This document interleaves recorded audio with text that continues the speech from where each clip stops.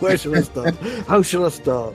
We're back, John. Yeah, Great talking to you that's again. it. We're back. Yeah. Joe and John here. We're all here to talk about EverQuest. This season is about EverQuest, the MMORPG that started it all. Tell us what you think. Take part now. Visit richardsonsrubicon.com. Hi, Joe. How are you doing? I'm doing pretty well. It's been a good start to the year. Good stuff. So I was just mentioning earlier before we started recording the podcast about the previous episode, which was discussing the differences between TLPs and P99 and asking the question, are TLPs EverQuest on easy mode? And I was just relating to you some of the comments that I'd had on Reddit. What's your thoughts? What's your thoughts on this? I think it depends on what kind of experience the player is looking for. I think one of the things we had mentioned before is that when I go back and play, I don't have an infinite time to play. I can't commit for years to come on playing EverQuest again. They probably have months at most, and so that's why TLP would be the one I would pick, because I can do the most in the shortest amount of time. Yeah, and that's fair enough, isn't it? Yeah, I love original EverQuest. Love it. Yes, it was my favorite multiplayer online RPG out of all the ones I played, and I played a lot. Yeah, that one was the best, and I would do P99 if I could commit for more than, say, at least a year. I would do P99 if I could commit for a year, but I don't have that kind of time right now. Right, okay. And that's a draw of TLPs, basically, because it's not because, and I'll say this to my doubters out there on Reddit, not because it's any more or less hardcore, but because it's time saving. Right. I mean, listen, there was few things in gaming that gave you that satisfaction, like getting through Hell Level 59 in original EverQuest. You got that 60 ding, and man, I know people that I'm pretty sure logged off and cried if they dinged to 60 and then immediately died and lost enough experience to put them back in level 59. Oh, don't. That would happen to people on raids, and even though they know they were going to get a res, like they were just so frustrated, they logged off for the night. They didn't, get their corpse back. They just disappeared. And so, I know that there was a lot of emotion attached to that. Absolutely crushing stuff, isn't it? Yeah, absolutely crushing stuff. So we shouldn't laugh, but hey ho. I, as a necro, I got paid quite a bit of money several times to come out with that 93% res. They're like, I've got a 90% res, but if you could do 93, I've got 1,000 platinum for you.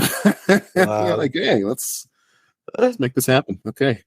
Good stuff. Right, so the topics today are going to be something along the lines of, very loosely, we put the topics together today, of epics, expansions, and the worst Deathloop experience, basically. And we might do all of these, we might do none of them. So we're just going to take it at that, because we'll see how the tangents go.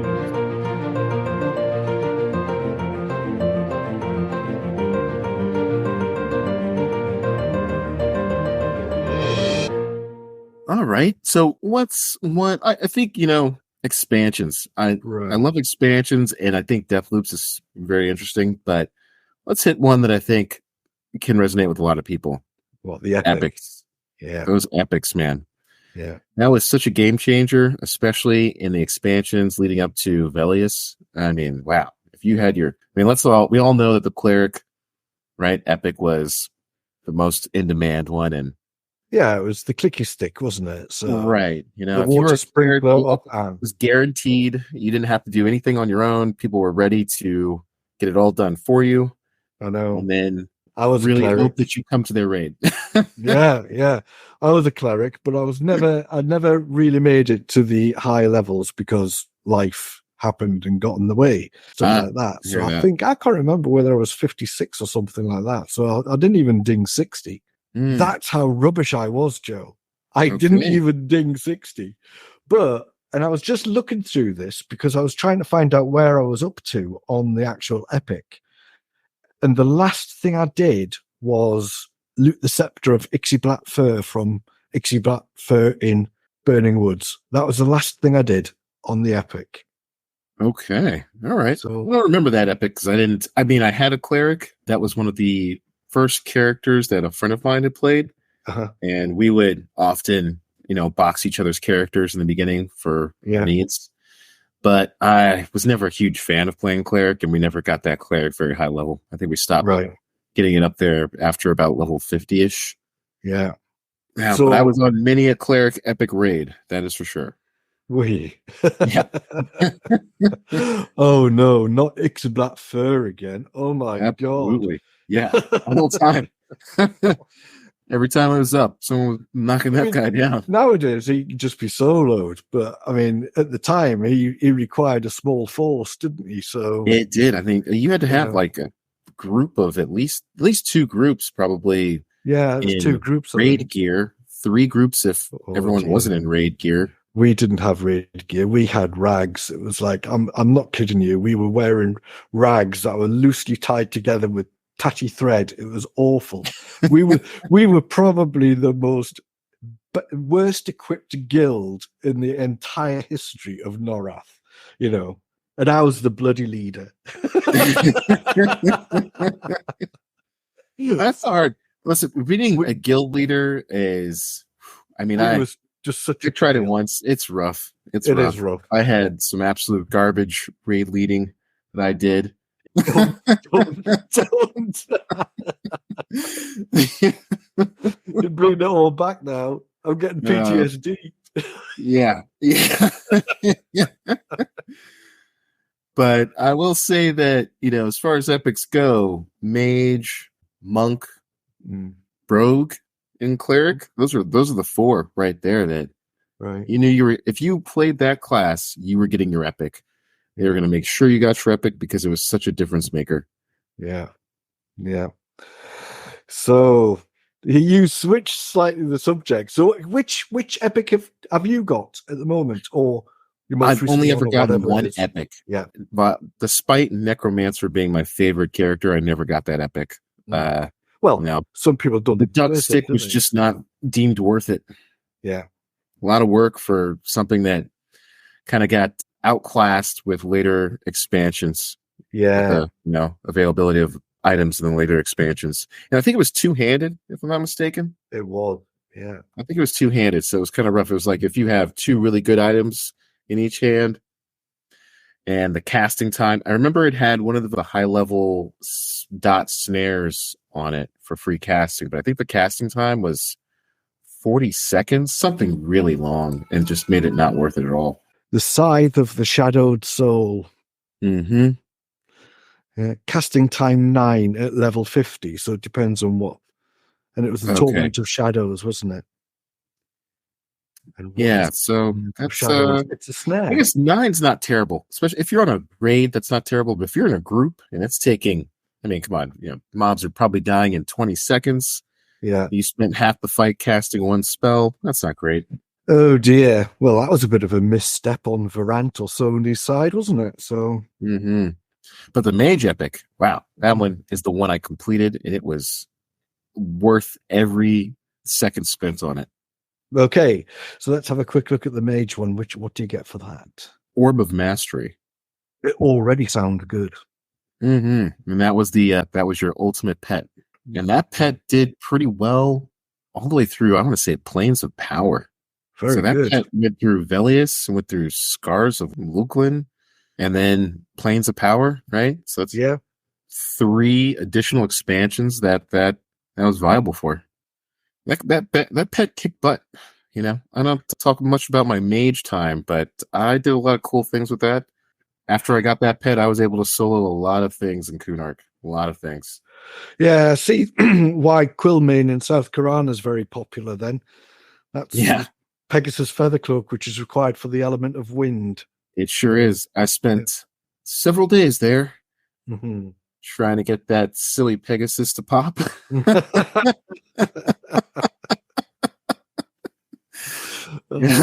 But you got it though. And you're trying to fight druids and rangers who are like, well, I see it on track. I'm just going to go kill it. And good luck to you next time. I mean, druids have got levitate, right? They don't need it, do they? No, they don't. But I think there was it was either an item or an item for a quest that dropped there. Was it the cloak? Maybe the cloak was the item. That was just a good back item. It is a good back item, and everyone likes it. It was the cloak for back item. They wanted to wear it, or give it to a character or someone else. I was like, I need this for my quest. Yeah.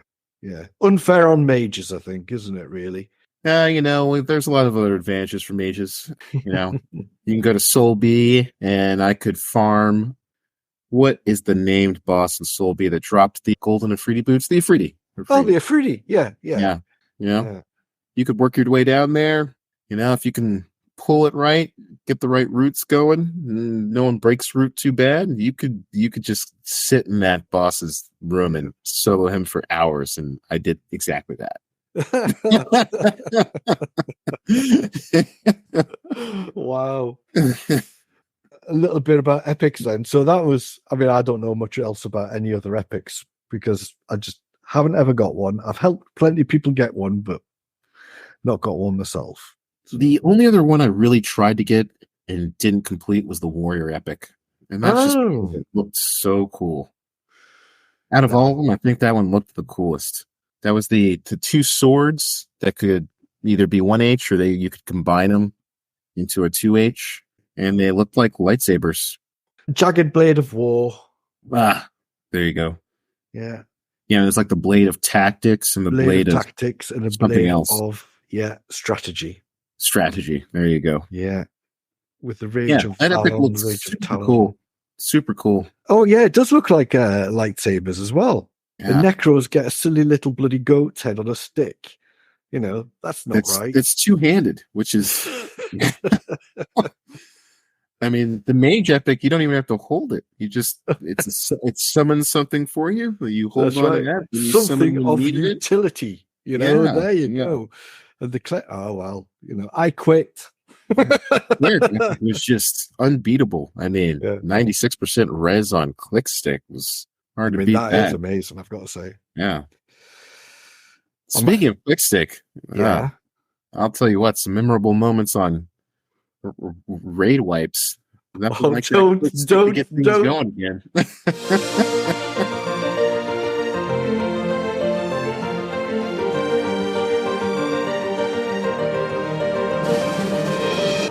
Okay, what are you going to talk about first?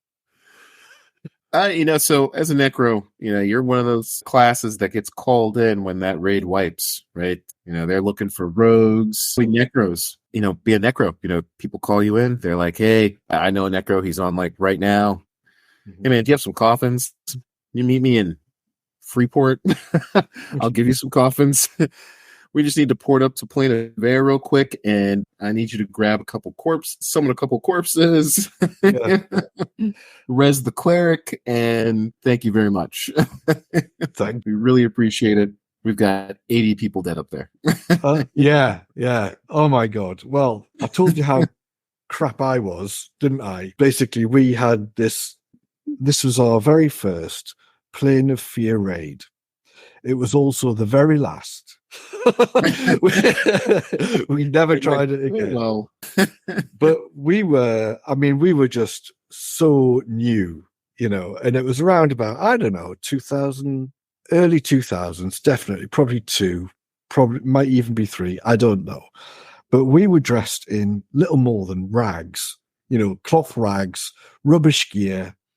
We were all sort of, it was almost like, those cartoon characters where you see them bumping into each other and bouncing off each other. We was such a disorganized bunch trying desperately to be organized, and we were, we even had raid groups set up, and we were sort of like had, group leaders who were coordinating things, and we had a raid leader who was coordinating things. Now I was like shitting myself because I'm basically the guild leader, and it's all going to go tits up. And I know it's going to go tits up, and we all know it's going to go tits up.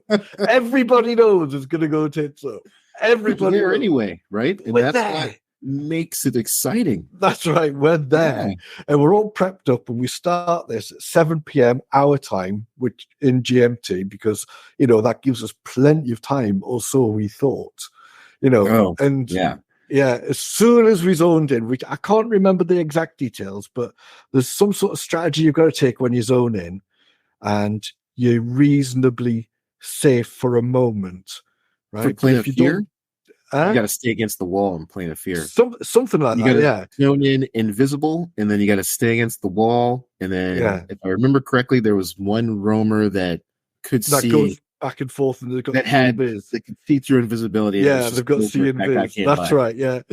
So, as soon as we all zoned in, we're dead. It started.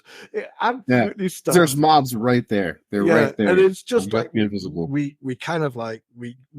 Oh, you know what, Richard, John? I remember what it was. You zoned in near that well. Yeah. And you had to run a certain direction. I think it was east to get to the safe wall. That's it. That's it. Yeah. And I don't know what exactly happened. My memory's a little bit foggy, but I wouldn't be surprised if someone ran west. So it definitely went all tits up. It was right. They just ran the wrong way, and then they bring all the mobs back with them. That's right. I mean, I don't think we were on TeamSpeak. I think we were all on bloody Roger Wilco or something at the time, if you remember that. The death screams of people was reverberating throughout the voice chat, and then you see all these block capitals coming up. I'm dead. All of this. And it was just like nightmare. And we spent the rest of the night basically trying to res everyone and getting bodies back and getting people back and stuff like that. It was incredible. It was so, looking back, it was so funny, but at the time, it was hands down a scarring experience. Well, so those raid wipes can take a really long time to recover from. I mean, I've been on raids where we all wiped maybe an hour in, right? Half an hour to get everybody there. Another 15 minutes, 20 minutes, get everybody buffed. All of that. Wipe in 10 minutes.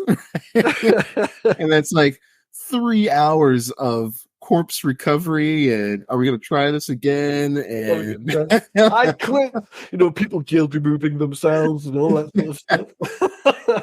You had to really put aside some. You needed like a solid 6 hours for raids that were not well-oiled machines for content that you've conquered many times before. Yeah. I remember my first time in what's a good one. No, my first fear raid. I'm pretty sure that was a wipe. Plane of Air. I think my second time up there. The first time I went up to Plane of Air was lucky. Maybe they call it Plane of Sky now, right? I went with like a really experienced raid guild. But the second time, it was like with my own guild that I was in. It wasn't the one I was running. It was just when I was in. Yeah. And we were kind of more ragtagged, so like what you were talking about, right? With your guild. Well, I bet you had some pretty good. And you're like, okay, we get to island. We get to second island. We did great. We know our limits. To just trying to get a little bit here. And we wiped so fast. And it was really hard to get that. It was just. Well, it wasn't really hard. We just had to buy a lot of coffins. A lot of coffins. They're not cheap either, are they? For everybody. Yeah. Well, what can we say? I mean, the other time I was on a raid was a Nagi raid, and that was an interesting one. And that was actually successful. We did okay on that one. Oh, nice. But I went into that one thinking, we're all going to die, because I was expecting a Leroy Jenkins moment. And I was just thinking, someone is just going to really mess this up, and it's probably going to be me, right? And it was during that time where you literally had to have you sort of facing the wall to reduce the lag, and there's very little I could actually see that was going on apart from people's lines, their health bars. So It went all right, actually. It went okay. So yeah, that AE, man, that AE was rough, on that one. So wasn't too bad. I just remember coming out alive, and everyone else came out alive, and we were all sort of like virtually high-fiving each other, going, "Yay! What a great time that was!" You know, it was just good. It was just good. Not the wipe I thought it would be, but isn't it always nice when it turns out well? You know, yeah. I had more raiding experience with Velius and other late game stuff than I did with some of the more immediate raids that you would encounter, like in Kunark. You know, I was better off leading a raid for, like, in Kale, right, killing giants, than I was for, say, a dragon in Kunark. I know that the worst raid I ever led was definitely against Vox. Right. You know, what? Any reason? That's self-heal, man. But also, I just didn't know what I was doing. Hey, there is that, isn't there? You know, I hadn't done that raid much. I didn't play melee much, you know, so I never really needed to do that. And I was always an int caster at the time, right? I was a necromancer. Yeah, it's like, I'm not going to a Vox raid. I don't need that. But then I decided to play an ogre warrior and lead a guild and needed to do Vox. Yeah. And so, you know, we get to Everfrost Peaks. Everybody's getting in there. We're making the run there. And I had no idea what I was doing. And I definitely could have just, you know, looked it up. Read it on Alakazam. Right? Could have just Alakazammed it. But no, me and this other guy who was my buddy at the time in the guild was an ogre shaman. And we had been doing a lot of duo, and that's what we created the guild together. And we led this Fox raid, and we got there, and it just went wrong, like, almost right away. Oh, no. I got there a little bit late. Everybody else had, like, ran all the way there. And they were talking about, okay, we're here, we're in the waiting area, and there's another guild there. This is on a TLP. So at the time, the thing was that a lot of these guilds had the army of just mages that they had quickly leveled up on boxes. Yeah, so everybody was boxing, like, you had some people who were boxing like an entire group of 5 mages, right? Just for the pets. Wow. Right? And so you have one guild that's across from us that's just all mage boxes with their pets ready to go. And then our guild. And then me and the shaman, neither one of us knew what we were doing. We were just by the seat of our pants on this guild, this raid for Vox. And we're running on the way there. And because of our inexperience, we forgot about the trap when you're going up the ramp. So we didn't hug the wall. Right. So we fell into that trap, right, with all those tentacle monsters that knock you around. I mean, I'm saying, I barely remember, but yeah, I get what you mean, yeah. So I ended up getting knocked out of the tentacle monster room, right onto Vox, aggroing Vox. It then aggroed the other guild with all their mage pets. The AE started, and all the mage pets came. Then they wiped. I told my kids start fighting. Somehow, I died like halfway through. They really did a great job trying to even keep me alive. But our guild finished up Vox, and we got the loot. It's like, wow, that was amazing. Great job, everybody. Bloody hell, Joe. Great job. Yeah, so, you know, that's one of those worst raids that turned out well. It turned out okay. That's the main thing. It turned somehow, out okay. some way there. Somehow. Yeah. But of course, you know, with all these people. Plane of hate, plane of fear, and I am surgical. I knew those like the back of my hand, those zones, you know? Right. Even plane of air I got much better with, you know? Temple of Ishan. I wasn't really great with Scars of Luklin. That was a really subpar expansion. I gotta tell Scars of Velius, you mean? Oh, Scars of Velius, sorry. What was the Luklin one? Shadows of Luklin. Shadows of Luklin. Yeah. That was just such a subpar expansion. Yeah. It was. Oh, what didn't you like about that? I didn't like the new race. What was it? The cat people. Oh, the cat they were called. Yeah. Vashir or something. Vashir, right? Yeah, that's right. Yeah. What was it? The new. Wasn't that the new zones? Like Beastmaster or something? Beastmasters. I thought they were overpowered when they first came in. Oh, God, yes, I remember them. They were overpowered and honestly not fun to play. It was like it's like someone wanted to be like shaman, but do more DPS, right? And right. I don't know. It just got, man. It was a reason to sell an expansion, wasn't it? Yeah, they really forced that one. Yeah. Yeah. Yeah. And that also ruined the market, that one. Wasn't that? I think that's the one where you had the bazaar came with it. I'm all very fuzzy on the details of this. And it changed the entire economy of the game, and it really, for the worse. Was that the one? I mean, we got the Bazaar in Plains of Power, did we not? No, I think the Bazaar was with Shadows of Luklin. Oh, was it really? Oh, I think so. Plains of Power was like, Plane of Knowledge, and that was like the free fighting plane. But yeah, I think Shadows of Luklin was the actual moon, right? The zones like Paludal Caverns and stuff like that. Is that right? Yeah, I don't remember too much of those. I think people really gotten. I'm pretty sure the Bazaar came with that expansion. There'll be people and that's where that mudflation really kicked in. We know what you're talking about, and you're wrong. Yeah, it'll be raging. I'll have my Reddit haters ready to go. Yeah.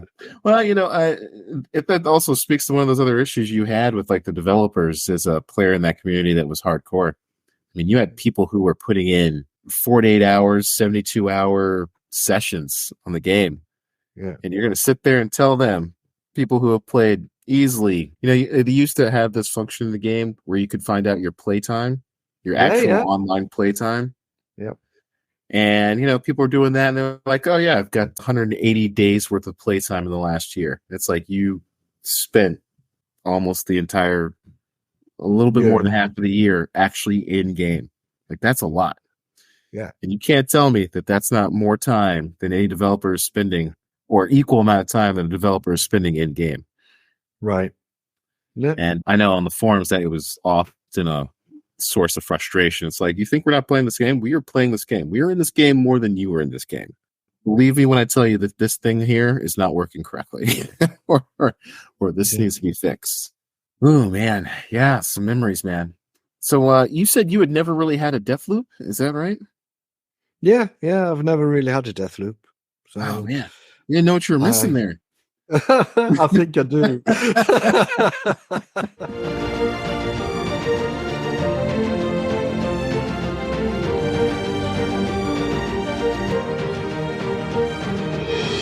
So prior to the show, I basically looked up death loops just to sort of provide some anecdotal pieces. So to get you started, there's one that's on P99 Blue, and he just posted 4 days ago, or they posted 4 days ago, and he says, or they say, I just logged into P99 Blue for the first time in years and somehow have become COS to the Freeport militia. I don't remember killing anything that will lower my faction with them, and I'm only level 8, so I couldn't have killed any of them directly. However, I'm bound at the West Freeport gate, and I've died at least 4 times before I managed to close the game window. Is there any way out of this? I mean, I am not laughing at this person's predicament. Clearly, that's okay. I'll do that part. Pretty bad. So, and some of the responses are, as you can imagine, quite brutal. It's like, you're level 8 and nothing important anyway. Yeah, just restart. Let's restart. So it's like, and someone else is starting to doubt the story. They're saying, I wonder how a level 8 safely sits and logs out at the gate if they're a COS. Conundrum. Yeah, right. People just not believe that story. Yeah, but I mean, then he says, I didn't log out of the gate. I logged out of North Freeport, not realizing I was COS. When I went to West Freeport, I got killed by the first guard near the female merchant. And then someone says, oh, that makes more sense. Anyway, that aside, someone's gone in and drew the guards away from them, and they managed to get themselves away from the guards and loot, I would imagine, one of their corpses, leaving the rest behind. And then they've succeeded. So there was some help there, so that wasn't too bad. Yeah. So what's your story? I don't think I had many severe death loops. The only one that I think that was that lasted for a little bit, that lasted long enough to where I had enough deaths to make me a little bit panicky, was in Nektulos Forest outside Norrath. I don't know what was going on at the time. I just remember that I had bound there and forgotten that I was COS to the Dragoons. Right. And, they just frequent that entrance all the time. They're just back and forth. And I guess one was just kind of stuck there. It kept, maybe someone was fighting or something, but it was for like a solid couple hours. I logged in, died immediately. Oh, no. Right? I think it was just De Veers or something, right? The strongest Dragoon in there. And then I was like, what happened there? My costs? You try to wait, like, what's going on? I think he's gone. You do that, the view out, right? Where you can kind of circle around your area of the corpse, and you're like, okay, it looks good. I'm going to all clear. And nope, immediately aggroed and died again. Couldn't even zone in, couldn't make it. I think I died like 5 or 6 times before I was like, oh, this is not working. I need to get somebody over here to drag my corpse like away from this entrance immediately. And to this day, I can't remember what I had done to make myself cost there. It's weird, isn't it? Because you know what? I think I was a gnome and I was auto cost to the dragoons, but not kill on sight when I entered Norrath. Yeah, that would make sense. Because when I was a gnome, basically, I'm caused to Rebo Leafsway in River. Oh, yeah. And I didn't know. And I'm just like, everyone else, I'm conning them. And it's like, apprehensive or whatever. And that's okay.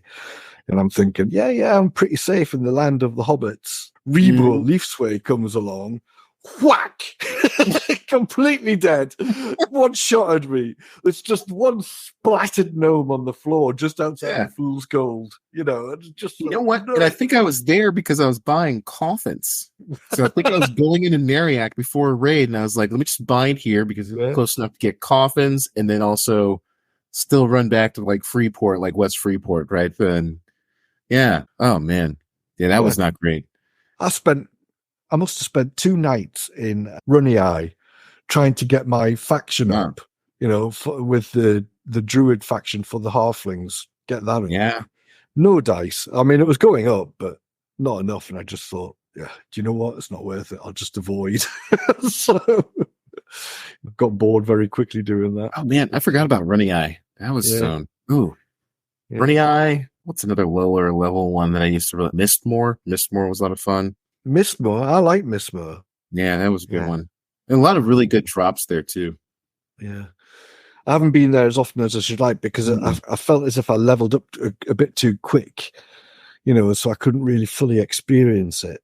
And which on one hand is great because you're leveling up, but on the other hand is not good because you're not experiencing the game enough. I would like some sort of happy medium, but it's really hard. There's a lot of zone. I mean, the game was so massive. And there's so many zones where you probably just didn't get a lot of time in those zones because as your character, you just didn't either.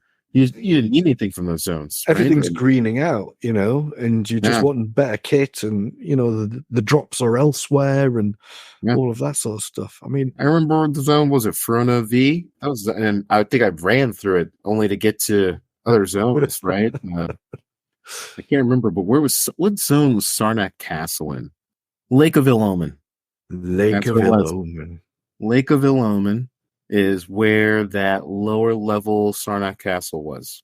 I guess it wasn't called the Sarnak Castle, but in Lake of Ill-Omen, the so-called Temple of Vexar that was nice and low level, and it was all Sarnaks in there, and that was a really great place to level.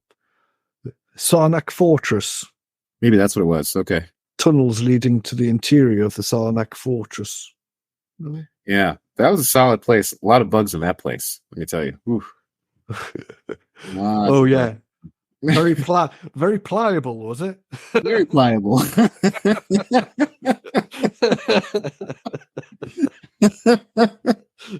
I'm gonna forever tag that word with you. It was. There was lots of things to take advantage of in that place. Pathing for the monsters was not great. And there was a lot of good ways to take advantage of it. Good. Yeah. But we shan't share any of those, shall we? No.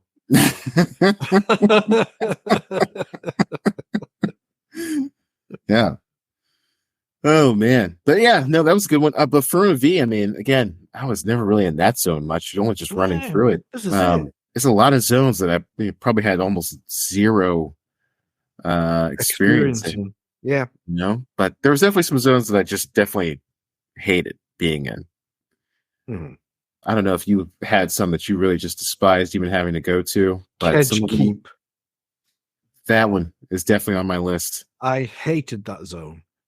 I thought it was a great challenge for an underwater zone, for sure. It added a whole new elements in the game. Really brilliant, really. But it doesn't. What a bastard. Yeah.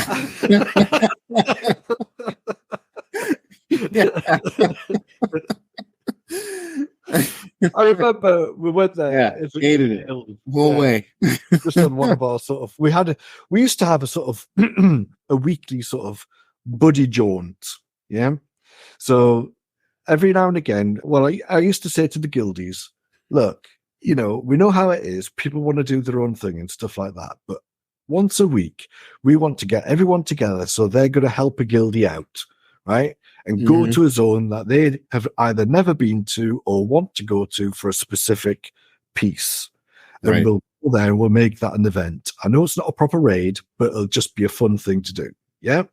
And we all thought that we'll go to these things just to help each other out. And one of the guildies, they wanted to go to Kedge Keep. And I know. And we what we do is we spend the week sort of planning how we're going to attack this zone, bringing up various bits of information from Alakazam, putting it all in a forum thread, putting a little bit of a plan together and, how to get there and what gear you might need and all that sort of stuff. And it's all very, people will probably look at that now and go, you can just do that standing on your head, just have a potion of Kedge Keep and then you've done the zone or something, but basically we did the whole thing from scratch and it was good. Went there. Oh my God. I'm sick of exploding fish. If I never see an exploding fish in my life again, I will be, I will die a happy man. It was just horrendous. And then, what was I? It's one of those things where it really made the people who had spent time on upping that swim skill. Yeah. That's what we said. We said to There's people, no quick way to up swim skill. Like just to swim it. You just got to do it. Yeah, you just got to swim it. If you got to Kedge Keep and you had a high swim skill, hey, you were in business. You were. You were all right. Right. Otherwise, you got left way behind. You can't keep up with anybody. And then at the same time, and you lose your breathing dead men floating. Your breathing spell breathing underwater is blinking. Get closer, guys. I'm going to cast the dead men floating, or whatever it is. I can't remember now. Indispensable. Yeah, and it's just dead men floating lasts for like multiple hours. It was great. Yeah, and it's just like, oh my God, get closer. I'm close. No, you're not. Get closer. Look. You're out of range, buddy. Oh, all right. Yeah. What about you? What zone do you hate? Other than Kedge Keep? Maybe Lake Wrath. Wrath was annoying. Yeah, that was just really annoying to get around. Why? Because Butcher Block. Oh, Butcher Block. Block Mountains. Butcher Block. It's just, why is it so complex? I don't know another zone where I got lost every single time I got in there. Yeah. Just trying to get to the Druid Ring. Where are you? Zone in. Oh, this isn't it. I don't know why I zoned. I could never find the Druid Ring ever. It's just everything but the Druid Wing. Yeah. Oh, look, there's another Aqua Goblin camp. Fantastic. Oh, look, there's a load of dwarves that accost me. Great. Right. What they call that little intersection with the guards, with like the crossroads or something, where all the guard, it was like near the guardhouse, and I'd pass it for the 5th time, like, damn it. Right. I'm going in one massive circle and not getting anywhere. Yeah. Again? What's going on? I love it when people wax lyrical about that zone and say, oh, that was the most favorite time of my life. I used to play by the chessboard and it was absolutely brilliant. And it's like, no way. I hated that zone. Yeah. I tried everything in that zone. Follow the paths, follow the zone wall. Nothing worked. I never got where I was trying to go. Yeah. I guess it'll be a lot easier on with a map. Listen, it was just straight embarrassing. Like sometimes you're with a team that's just trying to get to, you've got a group and you're like, thank goodness somebody can see where I am. Can you come get me? I know I'm level 60, decked out in raid gear, but Look at me, the Northern Druid ring. Just in my shiny gear. I have my epic, and I'm lost in a bunch of block mining.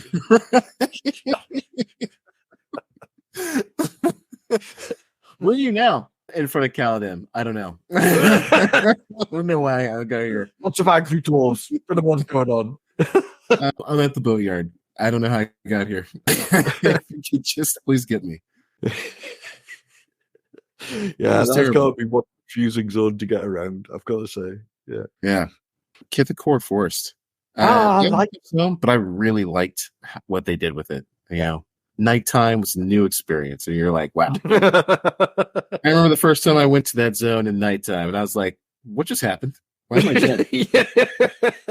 The zone was like with mobs that were level 10. Like, what's going on? Yeah. And then you just get whacked. I know. It's brilliant, isn't it? You see all these corpses. It's brilliant. Love it. Yeah. Absolutely love it. So, oh, you know what? I do remember another time I had a death loop. Oh, go on then. In Soul B. That was dungeon. It was like one of my first times there. I had bound inside the gate, like after the zone in. I had bound right there at the zone inside the dungeon, which was just a massive mistake because I did not know how many trains get run to that zone on a regular basis. Now you do. Yeah. Oh, that was awful. A lot of good stories from Soul B. Yeah, that was where Freedy was. I remember that one of the funniest moments in my EQ career was definitely in that zone. There was a high-level mage that was, I think, running to get to a raid. I think they were going to go do giants, and then on their way to Nagi or something. Or yeah, they were doing something like that. This high-level mage gets charmed by that noble in Soul B. And then Noble just starts going around with his new charmed level 60 character mage. And he's just wiping groups left and right. They ended up, and then they got trained to the zone in, of course, right? And this this mage was known like across the server, right? If anyone is watching this and remembers Lance Tivol, then the mage's name was Pim, Pimm. Right. And this guy is charmed by the noble, and he is just wiping people left and right. Just absolute pandemonium destruction. Like raid gear level, max level mage, just nuking everybody, and no one could do anything about it. God. And he didn't like the OOC chat in the zone, like, I'm sorry. I'm so terribly sorry. I'm so sorry. Please address all complaints to my girl. Like, I'm 20 levels higher than this thing. I don't know how this happened.